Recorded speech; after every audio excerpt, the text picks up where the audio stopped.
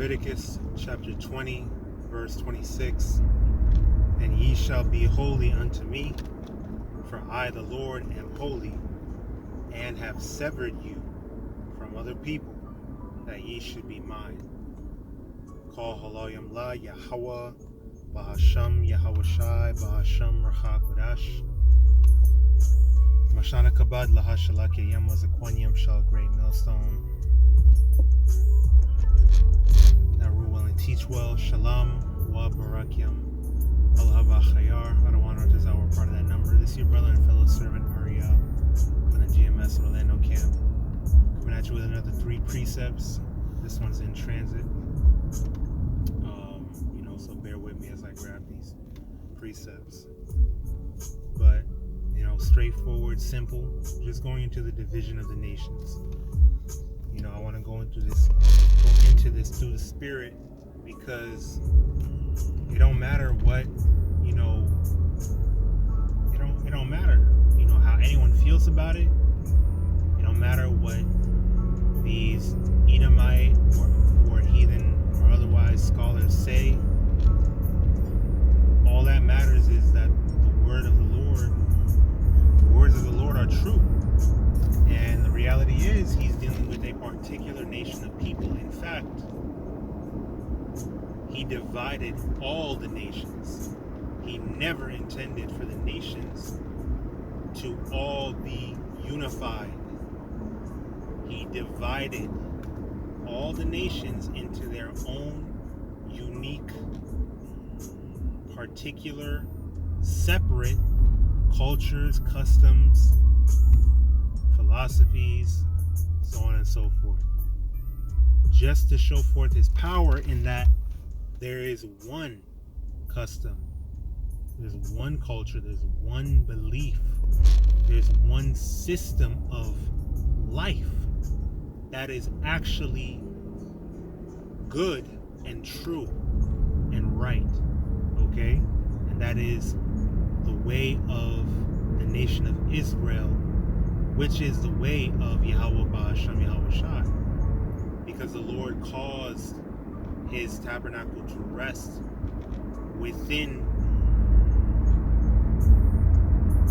and amongst his holy chosen people, just as we read, whom he severed to be unto himself, to be his. So just getting into them, Genesis 10 and 32. I'm just going to read them in order. These are the families of the sons of Noah after their generations in their nations. And by these were the nations divided in the earth after the flood. So the nations were divided. And even before that, when you read, or Salakia. Well, yeah. That's it. The nations were divided. But yeah, actually, yes. Even before then, there was a separation. Going back to the garden, right? You had the sons of God, the sons of men, and the sons of the wicked. So there was even a classification, a manner of classification amongst the inhabitants of the earth, even way in the beginning, So Genesis 11 and 9. Therefore is the name of it called Babel, meaning confusion, Babal, because the Lord YAHAWAH, BAHASHAM, YAHAWASHI did there confound the language of all the earth. And from thence did the Lord YAHAWAH scatter them abroad upon the face of all the earth, which proves again that the Lord did not want the nations to come together and be one. When you deal with the account of them building a tower, it was basically a rebellion against the Heavenly Father, because they knew of the flood, they knew of the Lord and his judgments in the earth, and they were like, we're basically going to rebel and fight against the Most High God. Hey, there's a game, a chance to, really sit down and do a video on it. But, the game that I mentioned a couple times before called Final Fantasy 16, hey man, that's a good, if you don't play it, it's a good watch. To watch all the cutscenes of that game, Final Fantasy 16 is a heavily, the whole theme of the game deals with slavery and, God, right? Religion and whatnot. But they even took the account of the Tower of Babel and put their own spin on it, where basically the inhabitants of that world were trying to, basically fight the God of that world, and what the God of that world did was completely annihilate their plans, completely annihilate what they was trying to do, and it left a huge mark in that area, a huge crater, where it's just an abyss, a waterfall abyss, But anyway, that's what it was. That's what the Tower of Babel was. So the Lord confounded them, that they couldn't, unify and work together and rebel. That's all that it was. It was rebellion. It was foolish. That's why the scriptures say, why do the heathen rage? Rage going into plotting, conspiring. They do it yet to this day.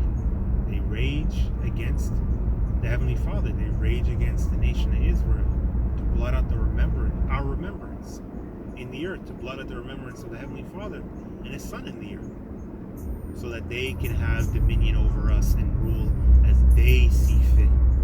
Starting with Esau, Edom, the so-called white man, as he's trying to forcefully steal, take the birthright back by way of violence, by way of cutting us off, or having us pledge our allegiance unto him. And it's not going to work. So anyway, Deuteronomy 32:8, when the Most High divided to the nations their inheritance, when He separated the sons of Adam, He set the bounds of the people according to the number of the children of Israel, showing you Yasharallah is the priority. And Sirach 33:10, and all men are from the ground, and Adam was created of earth. In much knowledge the Lord hath divided them, and made their ways diverse.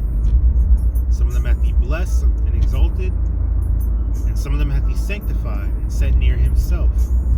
And some of them hath He cursed and brought low, and turned out of their places. As the clay is in the potter's hand to fashion it, at his pleasure, so man is in the hand of Him that made him, to render to them as liketh him best. Good is set against evil, and life against death. So is the godly against the sinner, and the sinner against the godly. So look upon all the works of the Most High, and there are 2 and 2, one against another. So the Lord divided and separated the nations. Right? You can say we all come of Adam. Ezra said we all come of Adam, but guess what? Who else came from Adam? The people whom the Lord chose. Period. And there's no getting around that. There's no changing that. The Lord don't change His mind. Romans 3. What profit is there of circumcision, or what advantage hath the Jew? Much every way. Much every way. There is a purpose to it. And it's a great holy purpose. So I don't need to ramble. That point's been made. I pray this is edifying, exhorting and uplifting to the spirit of YAHAWAH and His. Double honors to the apostles and elders, great